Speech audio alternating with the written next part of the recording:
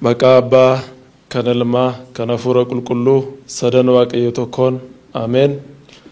Duraan dursaa biyya lafaa kana keessas wantoota jiran hundumaa kan uumees ofii isaatii kan bituu, kan ture, ammas kan jiru, gara fuulduraattis darbee kan jiraatu, maqaan Waaqa keenyaa, Fayyisaa keenyaa Yesuus Kiristoos bara baraan kan galateeffame nuuf haa ta'u.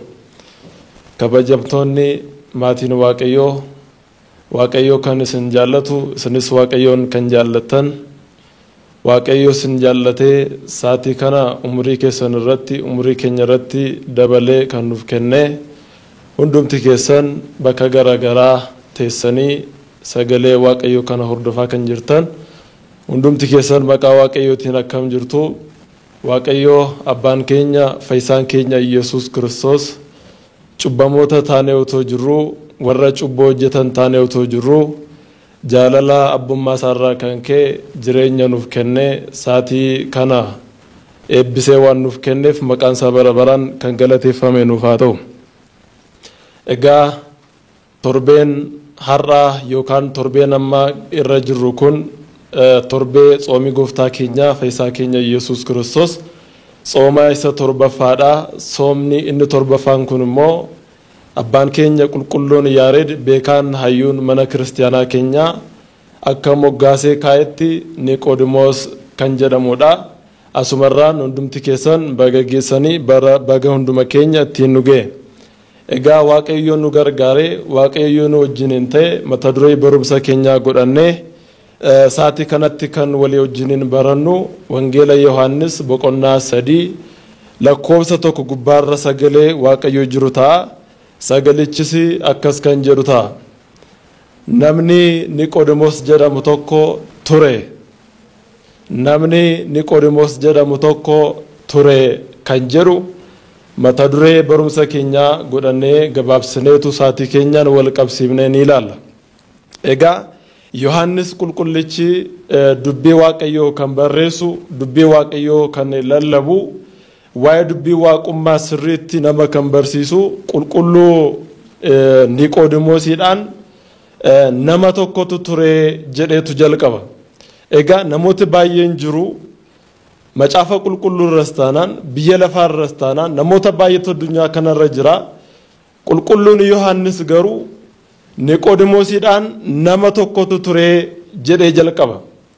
Egaa nama jechuun maal jechuudha isa jedhu gara fuulduraatti ni ilaalla. Qulqulluun yookaan namni Niqoodimoos jedhamu kun immoo afaan qulqulluu Yohaannisiitiin maaliifitu nama jedhame isa jedhu yoo ilaalle nama tokkorraa nama ta'uudhaaf wanta barbaachisu baay'eetu jira. Namni tokko nama jedhamuudhaaf, namni tokko nama jedhamee waamamuudhaaf wantoota isarraa barbaachisan wantoota afaan tokkotu jiru. Wantoota arfan sana isinitti meetan gara barumsa keenyaatti isin dabarsa. Egaa nama jechuun karaa salphaadhaan yoo ilaalle nama wajjiniin araaramee nagaatee nama jiraatu jechuudha gabaabaatti.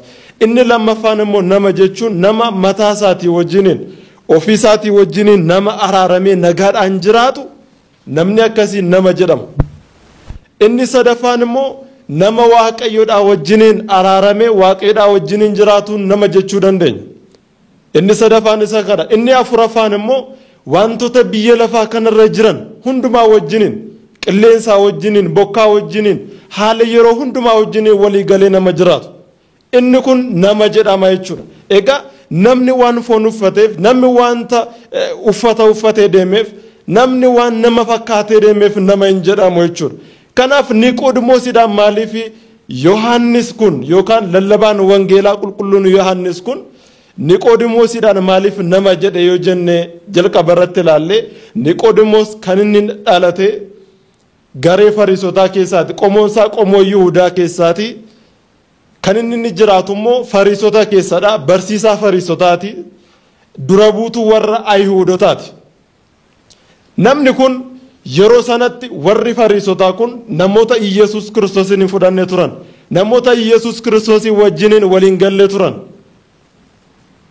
Jara kana keessa, jara Yesuus Kiristoosin fudhanne kana keessa, jara Yesuus Kiristoositti hin amanne kana keessa halkanin gara gooftaa keenya Yesuus Kiristoosiin dhufuunsaa kun nama isa jechisiisaa jira. Of baree waan ta'eef eenyuuf bitamee akka jiraatu of bareera waan ta'eef waaqayyo isaatti araaramuu barbaadeera waan ta'eef macaafni qulqulluun Niqoodimoosiidhaan nama jedheetu jalqaba Yohaannis boqonnaa 3.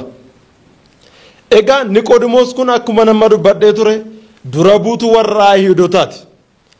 Deebi'ee immoo macaafa seeraa, macaafa raajotaa, macaafota kakuu moofaa keessa jiran nama beekuudha. Yeroo Yesuus Kiristoos fooniin nu fayyisuudhaaf dhala namaa hundumaa fayyisuudhaaf gara biyya lafaa kana dhufu Niqoodimoos aangoo amma kana kan ga'u kan qabu dura buutuu warra Ayihudotaa kan ta'e barsiisaa warra Fariisotaa kan ta'e Niqoodimoos kun gara Yesuusiin dhufee jedha. Kan inni gara Yesuusiin dhufe immoo guyyaadhaan miti halkaniin. Sababoota baay'eetu jiru halkaniin gara Yesuus akkana dhufu kan isa taasise. Niqoodimoos tokkoffaa qomoo warra Yesuusitti namanne keessaa dhufuunsa kan nama ajaa'ibuudha. Jaalatamtootaaf kabajamtoota maatii Waaqayyoo maatii namanne keessa ta'anii Waaqatti amanuun hin danda'ama. Maatii gara Waaqayyoo hin dhufne yookaan maatii dhiigaa foon Waaqayyoo hin fudhanne maatii Waaqayyoon hin waaqessine keessa ta'anii Waaqayyoo waaqessuun hin danda'ama. Maatii Waaqayyoon hin beekne keessa ta'anii Waaqayyoon beekuun hin danda'ama. Macaafa kakuu moofaa keessatti yoo laalle macaafa moototaa isa jalqabaa boqonnaa 18 lakkoofsa 3 gubbaarraa yoo laallu nama Abdiyuu jedhamu tokkotu jira. Namni Abdiyuu jedhamu kun maatiin inni keessa jiraatu, namni inni keessa jiraatu mana mootii Akaabii fi haadha manaasaa mana Elzaabel nama jiraatu ture. Elzaabel immoo nama kamii akka isheen taate hundumti keessan beektu. Elzaabel raajota Waaqayyoo kan ajjeeftu, morma isaanii irraa kan cirtu, abbaa manaa ishee Akaabii wajjiniin mootiidha, isheenis mootiidha, innis mootiidha. Lamaan isaaniiyyuu namoota Waaqayyoon hin sodaanne turan. Abdiyuu namni jedhamu garuu macaafa moototaa isa duraa boqonnaa 18 lakkoofsa 3 gubbaarraa kaatanii hanga 18tti yoo dubbistan Abdiyuu namni jedhamu garuu maatii hamaa kana keessa taa'ee maatii Waaqayyoon hin sodaanne kana keessa taa'ee nama Waaqayyoon sodaatu ture jedha macaafni qulqulluun. Kanaaf inni Waaqayyoon sodaata ture waan ta'eef Elzaabelii fi Akaabiin dhokatee raajota yeroo isaan fixan raajota holqa keessa dhoksee raajota 50 godhee holqa keessa kaa'etu waan isaan nyaatan waan isaan dhugan nama kennuuf ture Abdiyuu kan jedhamu. Egaa maaliifan kana kaasee maatii Waaqa hin beekne biyya Waaqa hin beekne keessa taa'anii Waaqa beekanii jiraachuun hin danda'ama. Kanaaf Niqoodimoos warra Waaqa hin beekne keessa warra Waaqayyoon morman keessa warra Yesuus Kiristoosiin ari'atan keessa Niqoodimoos halkaniin gara Yesuus Kiristoosiin dhufeedha. Abbootiin keenya hayyootni warri macaafa qulqulluu hiikan gaafa hiikan kanarratti maal jedhu Niqoodimoos halkan gara Yesuus dhaquu isaatiif wantoota sadii lafa kaanii jiru. Warri kaan lama jedhu angaruu sadii isinii kaaseen ilaalla. Jalqaba irratti Niqoodimoos abbaa seeraati. Siyaasa biyya lafaa keessaas yookaan geggeessituu warra Ayihudootaa waan ta'eef guyyaa isaatii hin qabu. Guyyaa yeroo hin qabu. Kanaafuu sa'aatiin inni qabu halkan qofa ture. Kanaafuu halkaniin gara gooftaa keenya Yesuus Kiristoosiin dhufee jedhu. Lammaffaan immoo inni barsiisaa seeraatti isinii jedheera. Barsiisaa ooriitiiti. Macaafa raajotaa sirriitti beeka. Macaafa Musee sirriitti waan beekuuf inni kabajamaadha. Biyya sana keessatti nama kabajamaa macaafa qulqulluu beeka jedhamee nama sodaatamu waan ta'eef utuu warri Fariisotaa ilaalanii guyyaadhaan gara Yesuus dhaquun isa saalfachiisee ture. Hin qaane. Guyyaadhaan kan inni dhaqneef inni tokko warri Fariisotaa akka isa arganii hin tuffanne dhageettii akka hin dhabne warra Fariisotaa biratti dhageettii akka hin qabneef halkan yeroo namni isa bira hin deemne halkaniin gara Yesuus Kiristoosiin deemee inni lammaffaan isa kana. Inni sadaffaan immoo abbootiin keenya akkas jedhu barumsi mana amantaa kan inni namaaf galu erga waan hundumtu callise yeroo baay'ee yoo laaltan namooti ijoollonni duqunnaa baratan ijoollonni namooti qisinnaa baratan halkanidha gara mana qeessaa dhaqanii kan isaan baratan halkan yaadi nama hundumaa sassaabamaadha waan ta'eef halkan yaadi wanti guyyaa wacaalu hin callisaa waan ta'eef kanaafitu Niqoodimoos barumsinni Yesuus Kiristoos irraa barbaadu akka inni isaaf galuuf halkaniin gara gooftaa keenya Yesuus Kiristoosiin dhaqee jedhu abbootiin. Egaa sanas ta'e kana gaafa gara Yesuus Kiristoosiin dhaqu Niqoodimoos wayii jedhee ture. Akkas jedheen gooftaa keenya Yesuus Kiristoosiidhaan. Barsiisaa yookaan rabbi ati dinqii ati gootu kana raajii ati gootu kana eenyullee waaqayyo yoo isaa wajjiniin ta'e malee waaqayyo yoo isa gargaare malee waaqayyo yoo isaa wajjiniin ta'e malee gochuu hin danda'u. Kanaaf iyyuu akkati barsiisaa taate waaqayyoon biraa ergamte akkati dhufte nuti ni beeknaa jedhe Niqoodimoos. Akkati barsiisaa taate waaqa biraa ergamtee dhufte ni beeknaa. Abbootiin keenya kutaa macaafa qulqulluu kana gaafa hiikan andimtaa yookaan hiikoo macaafa qulqulluu gaafa laaltan Niqoodimoos Yesuus Kiristoosiin bira gaafa jalqaba dhaqe wanta ati hojjettu kana dinqii ati gootu kana yoo waaqayyo isaa wajjiniin ta'e malee eenyullee gochuu hin danda'u yeroo isaan jedhu sana dinqii Yesuus Kiristoos hojjetu raajii Yesuus Kiristoos hojjetu isaan booji'amee gara Yesuus Kiristoosiin waan dhaqe fakkaataa jiru. Lammaffaa ammoo eenyullee ati waaqayyoon biraa ergamtee akkatti dhuftanii beekna gaafa jedhu immoo Yesuus Kiristoosiin akka waaqatti fudhateeti yoo ta'u hin taane akka raajii waaqa biraa ergamee dhufe tokkotti fudhateeti jedhu. Dhumarratti garuu ni ilaalla akka inni itti amane waaqayyoon akka inni ta'e. Egaa gaafa dhaqu Yesuus akkas jedheen eenyullee yoo olii dhalachuudhaa baate yoo gubbaadhaa dhalachuudhaa baate mootummaa kootti yookaan mootummaa waaqayyootti galuu hin danda'u isaan jedha. Eenyullee yoo gubbasii dhalachuudhaa baate Niqoodimoositti kun gaaffii ta'e maal jechuudha? Namni erga guddate namni erga dulloome akkamittiin utuu gadameessa haadha isaatiitti deebi'ee lammaffaa dhalachuu danda'a jedhe Niqoodimoos jedha. Yesuus deebisee akkas isaan jedhee jedha macaafa qulqulluurraa yoo dubbistan. Waan akkasiin jedheef irraa jeffatin dhuguman isiin jedha yookaan dhuguman isiniin jedha eenyullee bishaanii fi hafuuratti yoo dhalate malee mootummaa waaqaatti galuu hin danda'u jedhe. Eenyullee Niqoodimoos gaafa gara Kiristoos dhaqu gara Yesuus Kiristoos gaafa dhufu Yesuus Kiristoos icciitii cuuphaa isa barsiise. Icciitii cuuphaa namni akkamittiin lammaffaa akka dhalachuu danda'u namni bishaaniif hafuurarraa akkamittiin akka dhalatu Niqoodimoosiin hubachiise waaqayyo. Isa booda kun tasuma ta'uu hin danda'u jedhe Niqoodimoos. Galuu fi dide icciitiin cuuphaa kun icciitiin lammaffaa dhalachuu kun Niqoodimoos kun akkamittiin ta'uu danda'a jedhe. Waan akkasiin jedheef irraa jeffatini lammaffaa yoo dhalattan malee bishaanii fi hafuurarraa yoo dhalattan malee mootummaa waaqayyootti hin galtan waan siin jedheef irraa jeffatini qilleensa eessaa akka inni dhufe hin beektu eessaa akka inni deemus hin beektu isaan jedhe. Qilleensa dhugumatti ni agarra malee inni dhageenya yeroo inni muka raasu malee eessaa akka inni dhufu maal akka inni fakkaatu eessaa akka inni dhaqu hin beeknu. Kun icciitii guddaadha. Fooniin gaafa dhalatus dhalli namaa akkamittiin akka dhalate hin beeku. Gaafa hafuuraan dhalatus namni hin beeku raqiiqiidha yookaan dhokotaadha. Hafuuraan dhalachuun dhokotaa akka inni ta'e hafuura qulqulluurraa dhalachuun dhokotaa kan hin mul'anne akka ta'e qilleensatti fakkeesseetu isatti hime. Niqoodimoosiif garuu ammayyuu galuu hin dandeenye.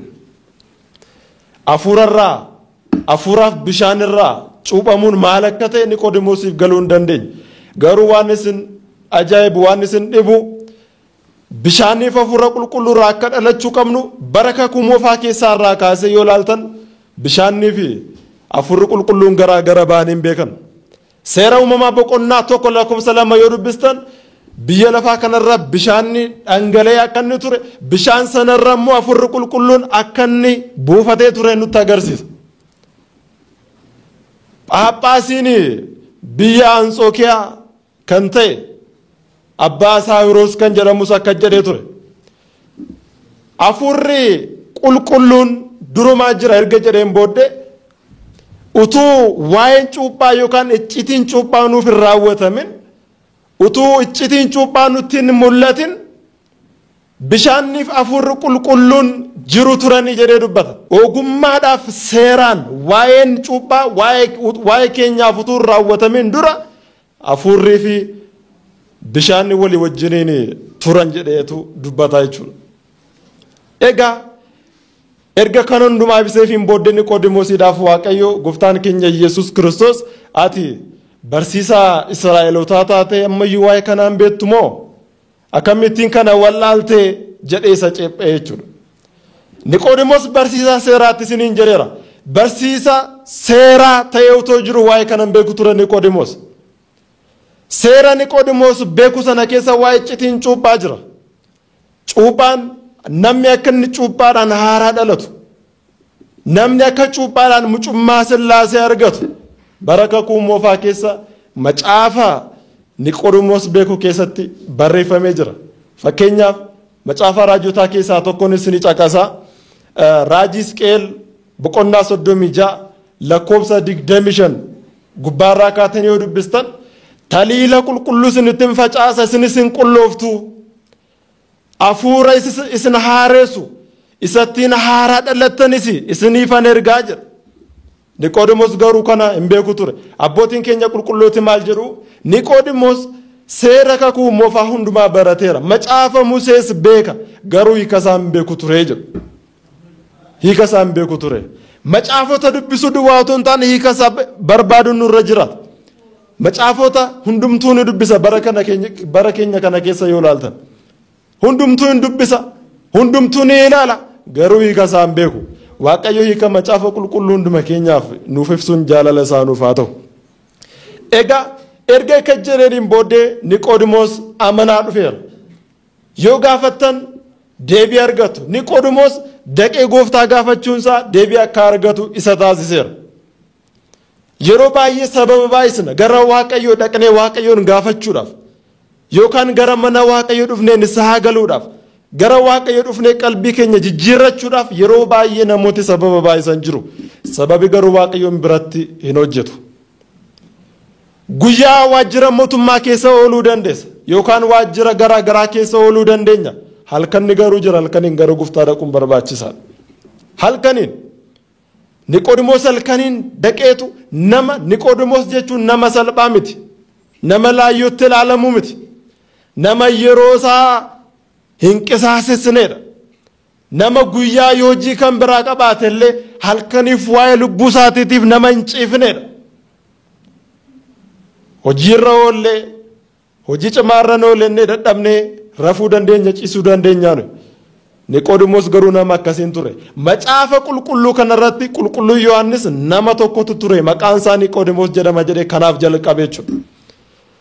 Egaa ergaafa amanu Niqoodimoos wangeela Yohaannis boqonnaa 7 lakkoofsa 51 gubbaarratti yoo ilaaltan balleessaa malee badii tokko malee utunni waan balleessin warra isarratti mari'atan yeroo isaanii maree sobaa irratti geggeessan yeroo isaan akka inni du'uudhaaf itti murteessuudhaaf maree gaafa isaan jalqaban Niqoodimoos akka jedhee ture. Inni halkaniin gara gooftaa dhaqaa ture amma guyyaadhaan dhugaa ba'uu jalqabe. Macaafa kana yoo dubbistan. Duraan sodaataa ture dhugaan gaafa isiniif galee hin sodaattan. Dhugaan gaafa isiniif galee soba hin tuffattu. Dhugaan gaafa isiniif galee soba dhiiftanii dhugaa duukaa buutu. Dhugaa Waaqayyo hunduma keenyaaf akka nu galchuuf fedhaaf eeyyama isaa nuuf haa ta'u. Amma gara Yesuus Kiristoosiin goree Niqoodimoos akkas jedhe. Seerri keessan afaan isaarraa yoo daba dhageessan malee afaan isaarraa yoo cubbuu dhageessan malee balleessaa malee itti faradaa jedheetu gara Yesuus Kiristoosiin gore seera keessan jechuun jalqabe warra gareessaa ta'aniin gaafa dhugaan nuuf galee sobarraa fagaanna gara dhugaa gorree soba ofirraa ariina. Niqoodimoos akkasuma ta'e jechuudha. Seera keenya isa jechaa ture seera keenya isa jechaa ture seera keessan jechuu jalqabe. Seera keessan akka jedhaa seerri keessan gaafa jedhu hundumti isaanii baqatanii dhiisanii gara mana isaaniitti galaniidha. Kan biraan gaafa gooftaan keenya Yesuus Kiristoos fannifamee gaafa inni fedhii isaatiin lubbuu isaa dabarsee gaafa inni kennu Yesuus Kiristoos dubbii keenya irratti kan garafame fedhii isaatiin garafamuu barbaadeetu waa'ee keenyaaf. Gidiraa kan arge waa'ee keenyaaf fedhii isaatiin kan du'e fedhii isaatiin yeroo fooniin biyya lafaa kanarra ture yoo ilaaltan akka dhala namaatti deddeebi'aa ture cubbuurraa kan hafe akka namaa sodaachaa ture akka namaa garafame akka namaa fannifame akka namaa awwaalamee nafiniyyuu malee. Kanaaf jaalatamtoota maatii Waaqayyoo Niqoodimoos gaafa gooftaan keenya du'ee ture fannoo irratti baay'ooti yeroo isa biraa faca'anii turan baay'ooti yeroo isa biraa godaananii turan Yoosef nama biyya Armaatiyaas kan jedhamu wajjiniin shittoo bareedaa fidee urgaa bareedaa kan qabu fidee gooftaa keenya kan Yoosefiidhaa wajjiniin awwaale tokko Niqoodimoosidha. Egaa seenaa Niqoodimoos kanarraa maal barannaa? Tokko Niqoodimoos nama aangoo qabu ta'ee nama beekaa nama guddaa nama warra Fariisotaatiif warra Ayihuudotaa biratti nama dhageettii qabu ta'ee otoo jiru gad of deebisee gara gooftaa dhufuunsaa. Hundumti keenya aangoo qabaachuu dandeenya, beekumsa guddaa qabaachuu dandeenya. Wantoota biyya lafaa kana keessatti nu barbaachisan hundumaa qabaachuu dandeenya. Garuu gad of deebisnee barachuu akka qabnu, gad of deebisnee gaabbii galuu akka qabnu, beekaan nu qofaadha otoo hin taane beekaan Waaqayyoodha jennee gad of deebisnee akka gara Waaqayyoo dhufuu qabnu Niqoodimoos irraa ni baran. Inni kan biraan wantoota nama ta'uudhaaf nurraa barbaachisan hundumaa guutuu akka qabnu. Jalqaba irratti akkuma wantoota afur sana isiniif kaase nama ta'utu nurra jiraata jechuudha. Wantoota afur sana guunnee nama ta'utu nurra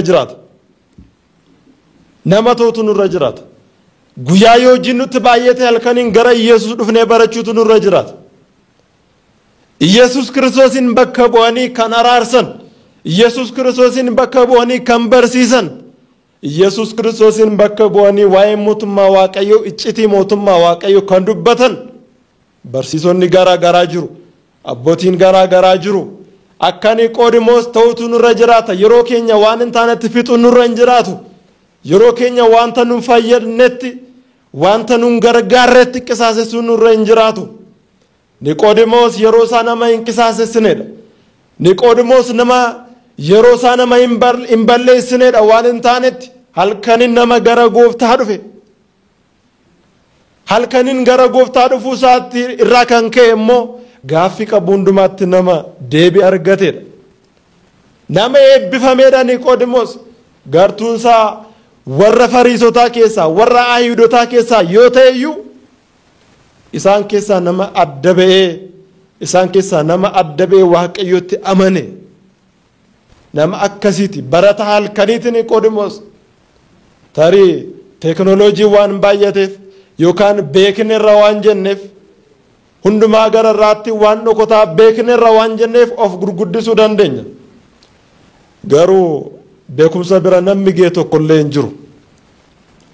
Niqoodimoos macaafa seeraa macaafa raajotaa sirriitti canciree yoo beekellee hin hubanne ture. Waaqayyo hubannaa hunduma keenyaaf nuuf haa kennu. Kanaaf akkuma Niqoodimoos saatii keenya yeroo keenya waan hin taanetti utuu hin balleessin wanta nun fayyadnetti utuu hin balleessin gara Waaqayyoo dhufuudhaan sagalee Waaqayyootti qabamnee jiraachuudhaan akka dabarsinu Waaqayyoon hunduma keenya nu haa gargaaru. Egaa torbeen kun torbee sooma Niqoodimoosiidha akka Niqoodimoosiin jijjiiramne hanga du'aattillee Niqoodimoos hanga gaafa du'uttillee hanga gaafa Yesus Kiristoos gaafa du'utti nama jaalala Yesus Kiristoosin qabame hanga gaafa inni du'utti nama biraan deebinedha waan ta'eef kanaaf nus akka Niqoodimoos bara jireenya keenya hundumaa Waaqayyoodhaa wajjiniin jiraanne mootummaa isaa akka dhaallu hunduma keenya Waaqayyo nu gargaaru Waaqayyo isa barannee yaada keenya keessa nuuf bulchee kan ittiin nama taanu nuuf haa taasisu galanni Waaqayyoodhaaf haa ta'u. Galanni keenya